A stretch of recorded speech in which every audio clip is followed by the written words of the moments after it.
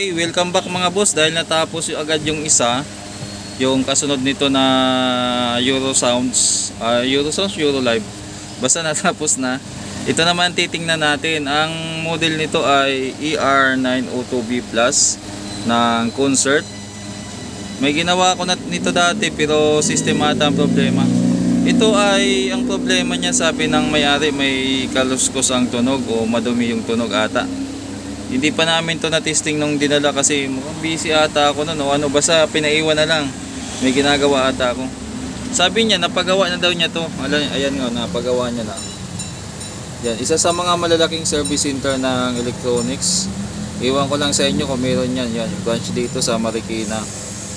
Ang nakalagay dyan, ano ba ang job order nito? Wala nakalagay kung ano ang trouble. Technician lang ang nakalagay, tapos wala bang picture kung kailan ginawa. Ayan, 2022 2022. So bubuksan natin at ititesting natin to mga boss. Tika lang, hanap din ako ng cord kasi yung cord nito sa likod ay bago natin itesting muna natin. Wala yung likod niya, may FM antenna, AM antenna, input, puno, DVD, auxiliary, tapos yung output niya mayroong record at saka preamp. Mayroon pa ditong additional na volume para sa echo. Yan, sa echo at saka sa mic. Tapos mayroon siyang input na dalawa, HDMI 1 and 2. Tapos mayroon din siyang HDMI output. At ito yung additional na mic 1, mic 2. Mayroon din siyang video output. Ano kasi ito, parang home theater style na na amplifier. Ang nakalagay kasi dito sa niya ay max power output niya ay 500 watts, power source 220. Ayan, so ganito kasi yung cord niya, kaya hanapan ko pa ng pan-testing. Saglit lang mga boss. Ayan, naglagay muna tayo ng dalawang speaker. Wala mo ng input, tapos yung pinaka wire o pinaka easy cord. Yan, so baliktarin ko muna. Teka lang. Tapos naka-power na. Ang problema, hindi ko lang alam kung rotary yung volume nito. Isang beses lang kasi ako nagbukas nito o ito rotary kasi ito yung tuloy-tuloy. Ito naman yung mga analog na potentiometer. Yan, yung pag pinihit mo pababa may sagadan. Yun. Ang problema dito sa volume, pag pinihit mo siya, ayan, simple, pababa mo.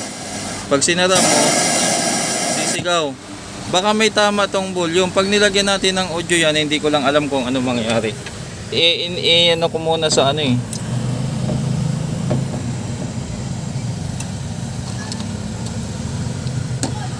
try ko muna sa auxiliary.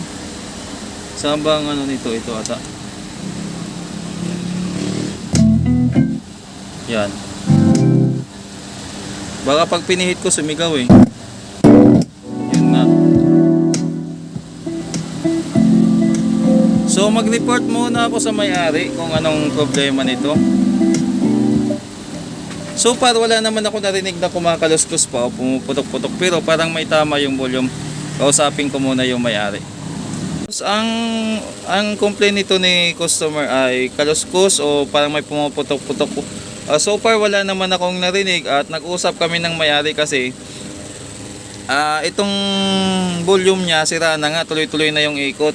Pinaglaruan pala ng anak niya kaya nasira. So kinonvert natin yan. Medyo nahirapan din ako sa wirings niyan, gawa ng wala tayo nakuhang schematic. Then yung niya mga boss, yung wirings niya, mano-mano ko talagang sinuyod. So sa mga ganitong conversion, siguro para sa mga lang to, sa mga well experienced na technician na marunong talaga mag-analyze kung paano gumagana yung volume. Hindi to pwede sa sa mga baguhan lang na boss, paturo, parang hindi ata obra.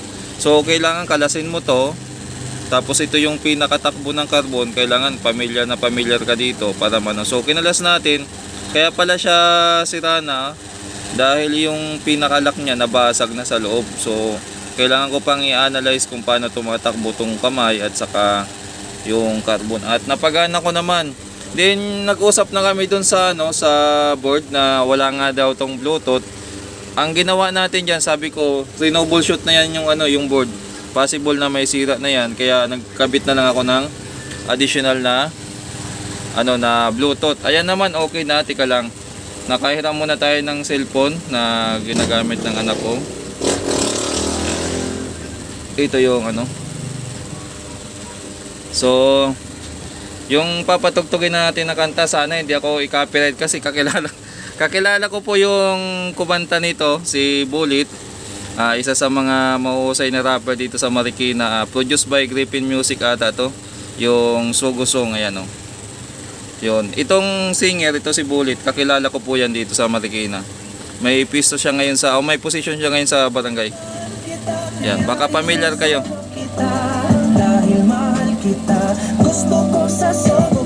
Parang commercial to eh. Yan. Ayan. Okay na siya.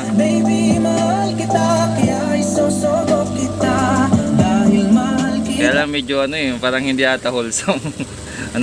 Pili tayo ng ibang kanta.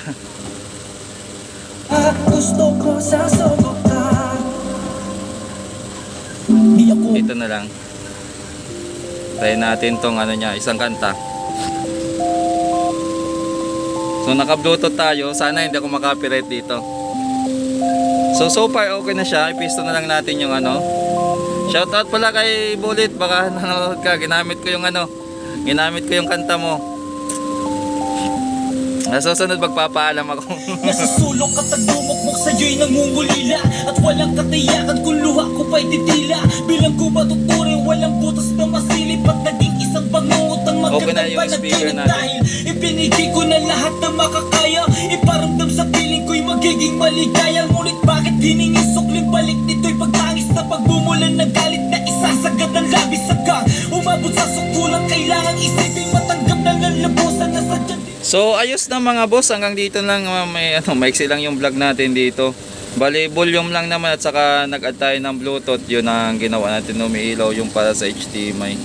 Ibig sabihin good siya. So dito wala nang konting linis-linis na lang to, din pack up na. Kumbaga yung vlog natin hanggang dito na lang. So yung supply pala dyan ng board na yan, sinupply na natin dito yung 5 volts at saka yung audio na para sa auxiliary. Kasi nakalagay yan sa harapan USB, BT, auxiliary. So isa lang yung audio out nila. Kung magbi-BT ka, dito ka na magsisilik. Kung mag-USB ka, dito ka na magsisilik. Sa masilikto nito. Ito. So yung audio out doon ng mismong board na yon, yun ang tinap natin dito. Pinagtibay na pinag-isang pangako na sangkasakalaunan. So hanggang dito na lang mga boss, at maraming salamat, at God bless po sa ating lahat.